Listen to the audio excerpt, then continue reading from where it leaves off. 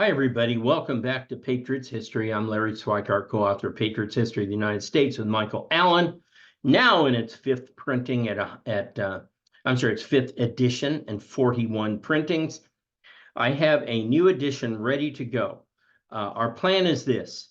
We're going to be offering the new edition, which consists of one chapter from 2018 to the present, and numerous, maybe 15, 20 pages of inserts throughout the book, where I will say, like on page 176, insert after second full paragraph, and then I have a paragraph or many lines to insert there. So there's a lot of stuff, new sources, lots of new references, up-to-date stuff. All of that, what we're going to do is to make it a giveaway as part of your subscription to either the VIP on history, which contains 50 hours, maybe 60 hours of video now, video lessons, some 40 hours from my Wild Wednesday webcast that I did for 2 years and did a different topic every Wednesday night. So I do the Crusades, I would do the atomic bomb, I do Napoleon, I do Prohibition, whatever. So there's about 40 to 50 hours there. There are 7 ongoing lesson programs, including Reagan, the American president, the 1620 default, which is why the 1619 project is wrong. That's 11 videos. Reagan's 21. Integrity, Winston Churchill, which is now at, I think 15 videos, but there will be about 30 by the time I'm done. I keep adding to many of these. All of that's part of the VIP. You also get my free ebook, All Thumbs, How Our Obsession with Cell Phones and Devices is Damaging Our Kids. That's all with the VIP. So what we're going to do is offer the updated 20th anniversary edition, which is the extra chapter and all the additional material, free if you subscribe to the VIP. It's $6 a month. It's fantastic. Or if you subscribe, if you want my political commentary, subscribe to the Insider. At the Wild World of Politics, you'll get 5 of the same video lessons, not all the same. We have a new one over there that's not part of the VIP, which is the Globalism, Then and Now series, which is taken from my new book, A Patriot's History of Globalism. We also have Churchill and Reagan over there. We also have many other features over there, including you get access to my 3 times a week Larry's commentary, a 10 to 20 minute commentary on the day's politics, election, polling, all that kind of stuff from the horse's mouth.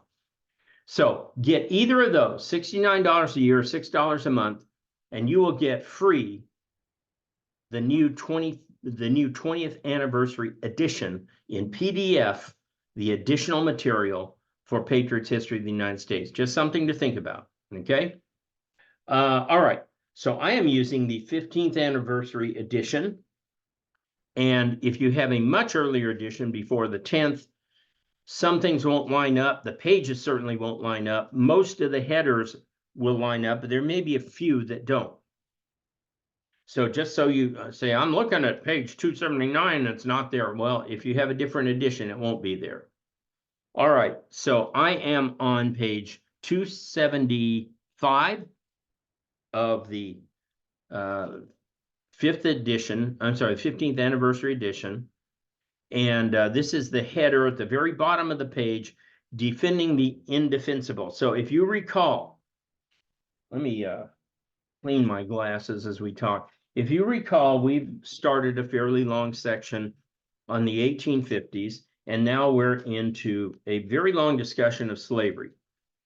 Because unfortunately, there are still many who otherwise are a pretty right mind, who still believe that the Civil War was because of states' rights. No, no, no, and no. The only right that they were fighting for was the right to own slaves. And you say, well, but most of the Southerners were not slave owners, and you would be right. But that is irrelevant, because slavery undergirded the whole system. It was a system of power and, yes, oppression, as opposed to purely monetary factors. And we showed that last time.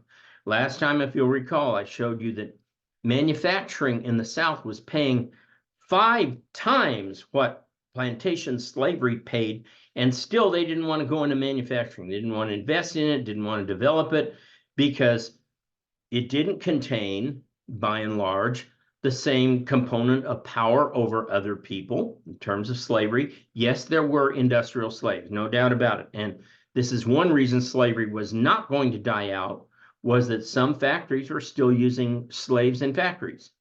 I mean, think of prison labor, right?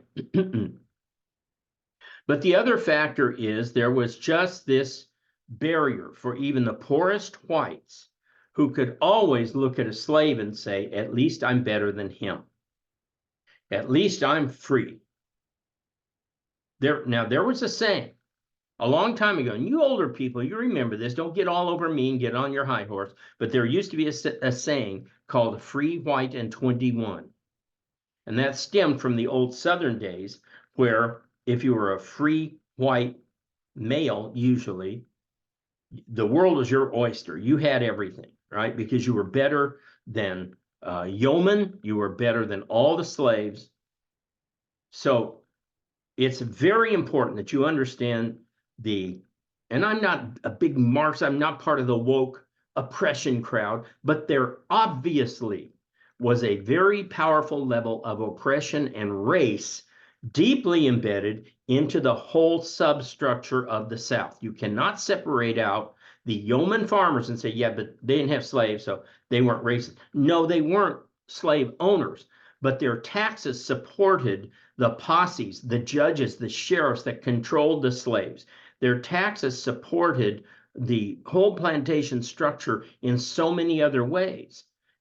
Prices they paid for goods were part of the fact that the South would not develop its own infrastructure for industry and manufacturing. You can't get away from it. So I just wanted to lay that out, because I know there's many good-hearted people out there who still believe that it was about states' rights.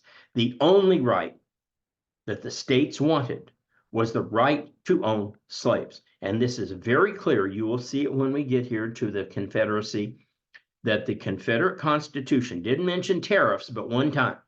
But what does it mention specifically 3 times? By the way, a word that was not in the U.S. Constitution: slavery, slavery, slavery, 3 times in their Constitution. So yes, the Civil War was about slavery. Were there other things involved? Yes. But you could take away those other things, you would still have the Civil War. You take away slavery, there was no Civil War. It wasn't going to happen. And we saw that with the Tariff of Abominations, arguably the worst tariff for the South in American history. No war. Only one state even really protested, and that was South Carolina. All right, let's get started. Defending the indefensible. Driven by the Declaration's inexorable logic that all men are created equal. Remember, you got to work against that too.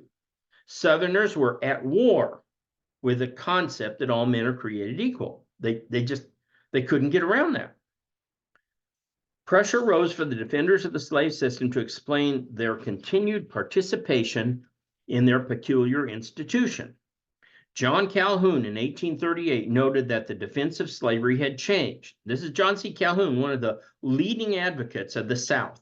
Listen to what he says. This agitation from abolitionists has produced one happy effect. It has compelled us to look into the nature and character of this great institution and to correct many false impressions. Gee, John, what are those false impressions? Many once believed that slavery was a moral and political evil. Oh, so slavery isn't an evil, he says. That folly and delusion are gone. And this is in italics, meaning we emphasize this in the book. Calhoun says, we now see it, slavery. We now see slavery in its true light as the most safe and stable basis for free institutions in the world. Now, those two words just simply don't go together. Slavery and free. Oil and water. They don't mix. Matter and antimatter. They don't mix. You can't have a society that has slaves and have a society that is truly free. Impossible. Can't happen. But Calhoun tells you, see, we used to try and pretend that this was a bad system. That remember Jefferson. would constantly describe slavery as being a bad system, but we don't have any alternative right now. Well, of course they did. They just didn't want to take their medicine and deal with it. But he always knew it was a bad institution. So did all the other founders, all of them, but not Calhoun. Notice that the Southerners now have moved from slavery's evil to slavery's really good. It's a great thing. It's wonderful. You notice those that say that slavery is a wonderful thing never volunteer for it. Okay, 276. Calhoun espoused the labor theory of value. Now, this is very important. Okay, listen to me. Parents, if you get this, you will understand why fascism and communism are the same thing. They differ by one tiny little degree over who is the intermediary controlling the production of goods and the distribution of goods, but in all other aspects, they are exactly the same. Hitler's fascism was called National Socialism. Lenin's communism was socialism. They are both the same thing. Why? Because they're based on the same concept, the labor theory of value. Capitalism is based on the market theory of value. So kids, listen to this, because if you get this, you will never have a problem with a professor in any college who tries to cram any socialistic garbage down your face, tries to tell you that fascism is right wing and communism is left wing. No, they're both left wing. They're both left wing. And the reason is because they both start at the same place, labor theory of value. Calhoun espoused the labor theory of value, the backbone of Marxist economic thinking. And in this, he is joined by George Fitzhugh, Virginia's leading pro-slavery intellectual and proponent of socialism. Now, I know I'm stopping a lot, but it's very important you get this. You will not find George Fitzhugh in almost any mainstream textbook.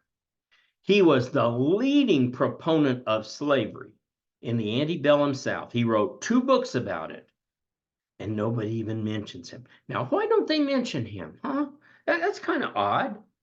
You would think if somebody is out there like Donald Trump, who was the leading advocate of MAGA, Make America Great Again, people would be all over the fact that, well, he's the leader of this movement. They wouldn't be able to mention MAGA without talking about Donald Trump. Okay? What's going on here? Fitzhugh espoused slavery as the non-market anti-capitalist construct that it was by arguing that not only should all blacks be slaves, but so should most whites. Quote, we are all cannibals, Fitzhugh intoned. Cannibals all. He wrote a book, Cannibals All, Slaves Without Masters, in 1854. And he offered a shockingly accurate expose of the reality of socialism or slavery because to Fitzhugh, they were the same thing. So I'm going to talk to you a little bit about George Fitzhugh, the leading advocate of slavery that nobody else wants to mention because he exposes slavery. He thinks it's a good thing. He exposes it as communism.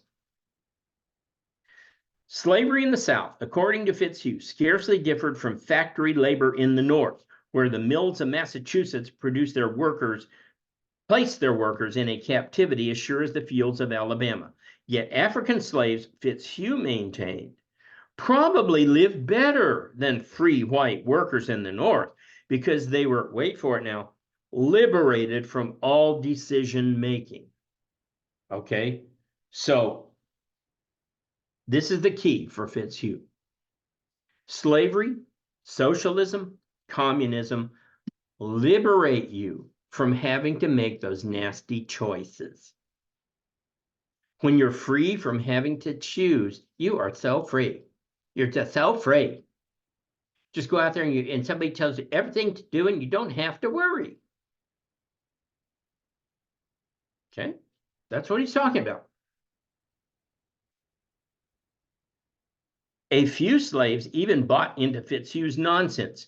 Harrison Berry, an Atlanta slave, published a pamphlet called Slavery and Abolitionism as Viewed by a Georgia Slave, in which he warned slaves contemplating escape to the North, that, quote, subordination of the poor colored man there is greater than that of the slave South. You'll be worse off if you're free in the North. And he added, quote, a Southern farm is the beau ideal, the best idea of communism. This is a Southern slave telling you to your face that free labor in the North is akin to communism. Okay. A Southern farm is the best ideal of communism, the best place you can see communism. It's a joint concern in which the slave consumes more than the master. Really? The slave consumes, even though he lives on a diet that barely kept him alive, had no choice about what that diet was, lived in whatever ramshackle house quarters were provided by the master, could be beaten at any time. But that's wonderful. That's the beau ideal, the good idea of communism, according to this slave. It's a joint concern in which the slave consumes more than the master and is far happier. He's happier than the master. I wonder if he was happier when he was getting whipped or having his foot cut off. Although the concern may fail, he is always sure of support. Well, no, he wasn't. If the plantation went under, what happened to the slaves? They were sold at auction to another master. And even if your master was good and benign and gentle, and there were good, benign masters who nevertheless were slave masters, you could be sold to somebody who was just a psychopath, wanted to hurt you all the time, wanted to rape the females all the time. You had no control over that whatsoever. This guy's just an idiot. I'm sorry. Let's just continue. Where Fitzhugh's argument continued from that of Berry and others was in advocating slavery for whites. Liberty is an evil which government is intended to correct. Oh, I bet you Joe Biden agrees with that. Liberty is an evil which government is intended to correct.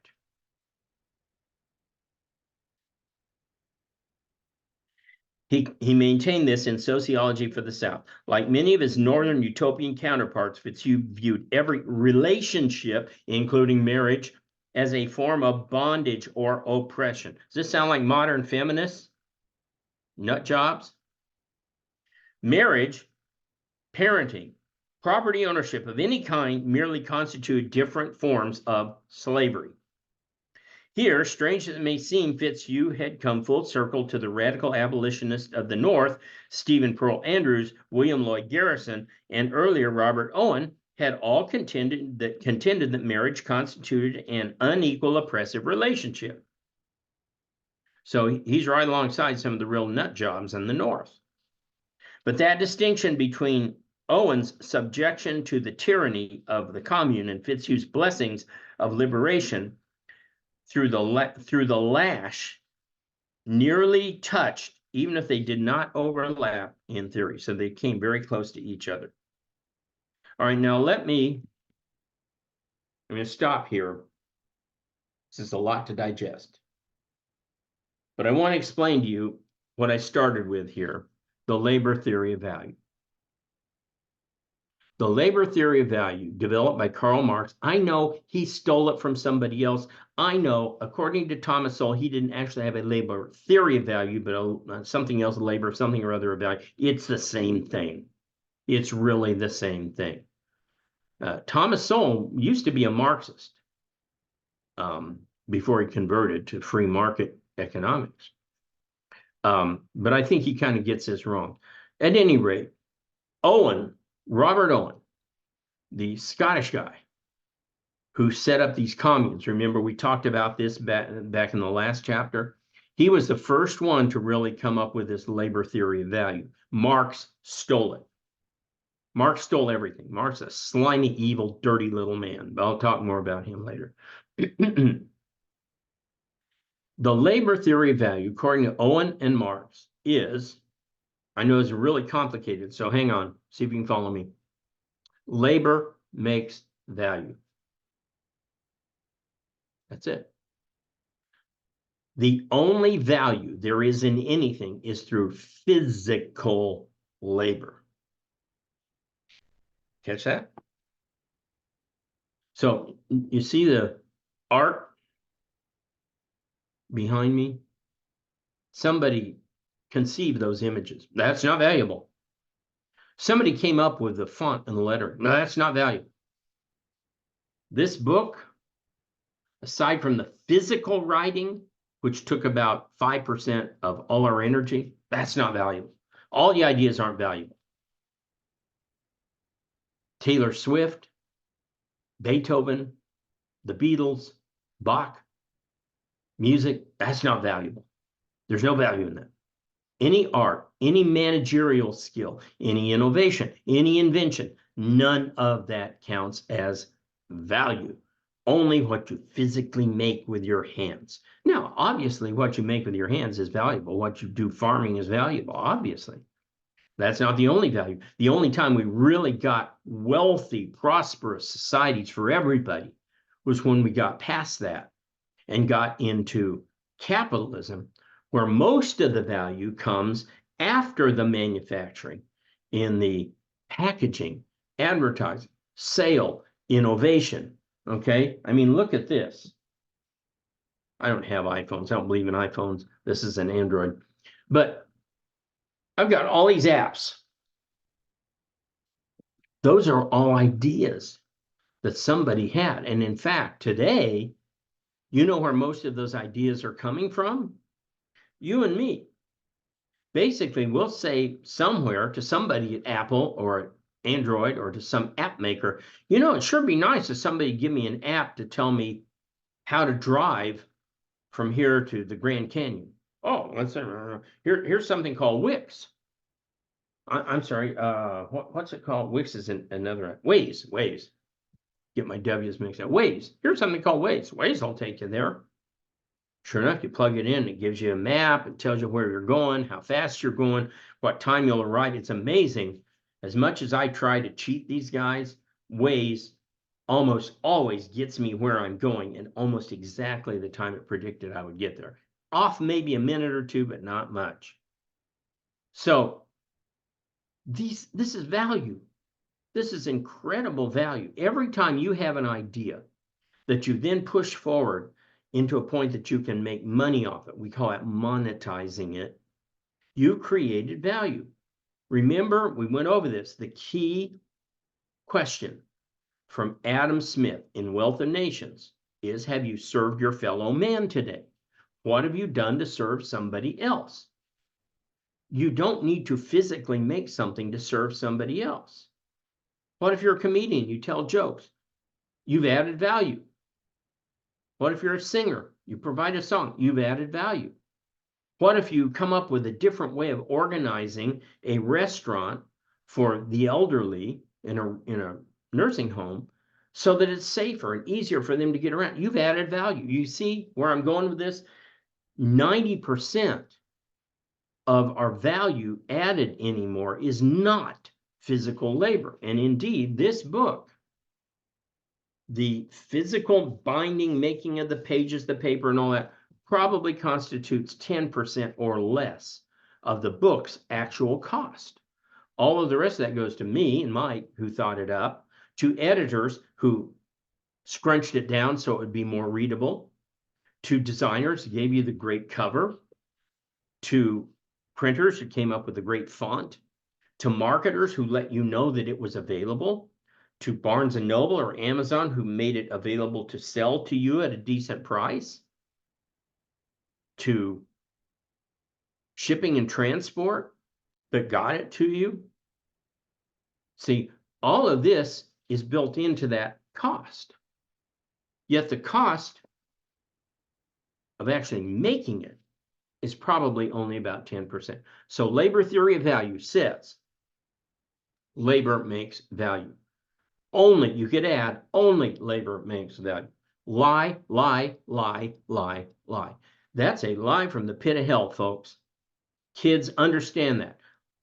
Labor makes a little bit of value, but most value comes from everything except labor.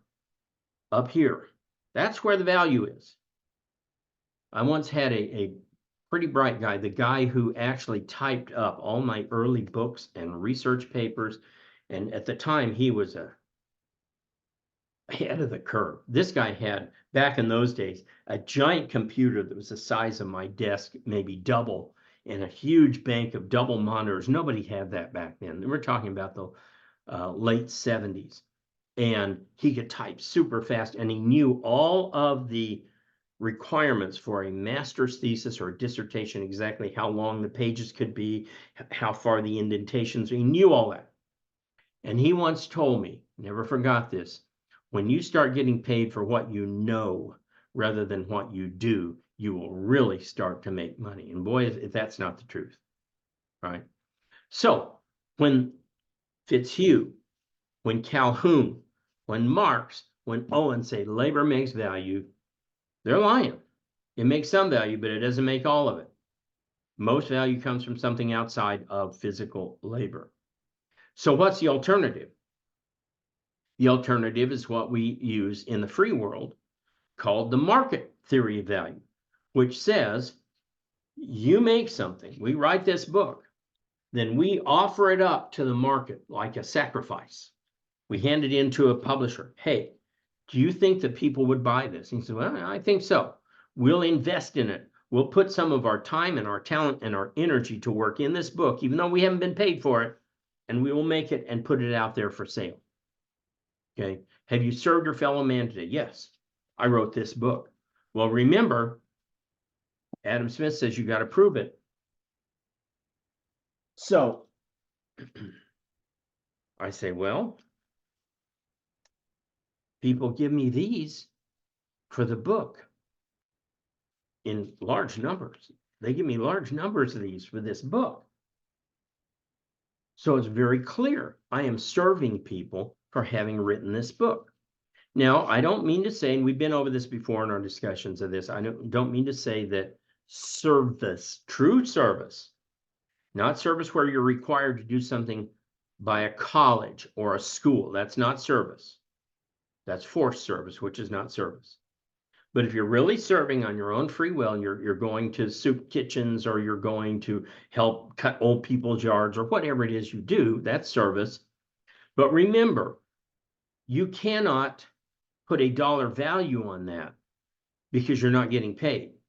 And that's fine, that's good, but you got to understand when you don't get paid, you, read my lips, you always overestimate the value of your service. I'll say that again. Whenever you are engaged in pure service, that's not mandatory, you always overestimate the value of your service. And just as an example, say you go to read to elderly people whose eyes are bad or whatnot, and you go into a nursing home once a week and you read to them. And you walk away and you say, oh, I feel really good. I did my service. Did that benefit them? Oh, yes. How do you know? Oh, they told me. They said, oh, it's wonderful. Thank you for coming. But did you hear what they said when you left? Well, no. What did they say? I couldn't wait till that girl got out here. I need to go to the bathroom. Why does she have to go on so long about that? Why can't she read some out? In other words, you may be serving them, but you're not serving them as well as if they had to pay you for that service. They might not pay you for that. In fact, they probably wouldn't, or you would be paid to do that. In most cases, if service is really, truly serving, it is worth getting paid for. If your product or your time or your effort is really, truly valuable, you'd be getting paid for it. Okay, now some people just can't pay, but I'm just saying, take it from me. If you're doing service, you are almost certainly overvaluing your worth to whomever you're serving. Okay, it's normal. People overvalue their own time, talent, and energy, and they undervalue the time, talent, and energy of everybody else, which is why we have this stuff. This stuff is where those two lines meet. You are overvaluing your time, talent, and energy. Say, when I wrote this book, Mike and I overvalued what we thought it was worth. Other people may have undervalued it. I don't know if that book's worth that much money. I don't think I'd pay that. And so we would want to charge $50 a book for this book. And our customers might only want to pay $10 for that book. So those lines cross, and basically we accept less and you agree to pay more. And that is what we call the price. And the price is usually denominated in this, which is a physical representation of time, talent, and energy. So let's go back. Labor theory of value says all labor is valuable and all value only comes from labor.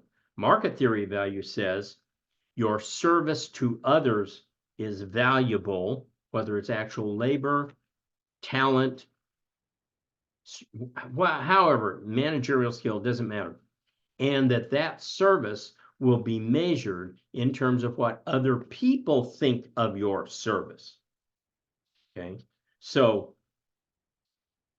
I just saw where some pitcher, Asian guy, got signed by the Dodgers for some incredible amount, $100 million or something like that for 10 years, something like that.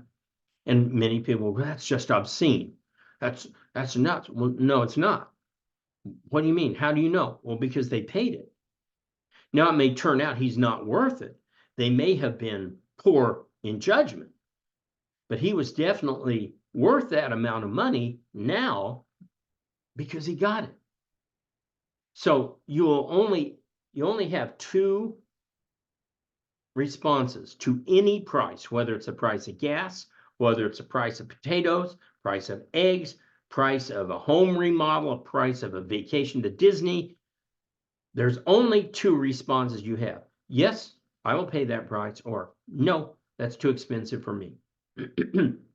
It's not obscene. It's not crazy. It's what it is. And if you think it's obscene or crazy, don't pay it. And if enough people think it's obscene or crazy, guess what? The price will come down. So the labor theory of value says that only labor is valuable. Now watch this. Mr. Fitzhugh, climb aboard this helicopter. We're going to take you out to the Sahara Desert. Okay. So he gets on the helicopter. We drop him in the Sahara Desert with a pick and shovel. And he starts working because he believes in labor theory of value. He starts digging a hole in the middle of the Sahara Desert. And let's say somehow he's able to keep it from being filled in by more sand. And at the end of the day, he's got a fairly nice hole. He even brought sandcastle molds. And he made some little sandcastles. Wonderful, right?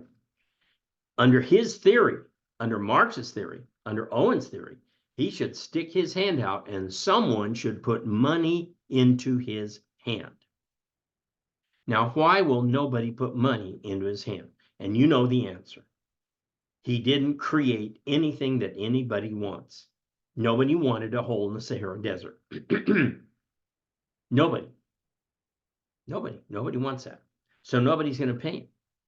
However, if we have a government that has certain laws that says, let's call them minimum wage laws, that say that if you work 12 hours, you must get paid a certain amount of money, whether you create value or not. Who has been served then? If he sticks his hand out at the end of the day and somebody, because of a government mandate, walks by and puts money into his hand, who did he serve? Nobody wanted the hole. Nobody asked for the hole. Nobody will use the hole. Who was served by that? He was. He was. Do you see now that all socialism is selfish? I'll say that again, all socialism is selfish. Because it doesn't say you must serve others before you get a reward. It says you must get paid whether or not you serve others because you worked. Yeah, but what if your work is useless? Didn't do anybody any good. Doesn't matter. You worked. You should get money. Now the market says you worked really hard making this book, but you know what? Just nobody wants to read it. Well, I can pout. And I've had books that were flops. I can pout. I say, well, it's not right.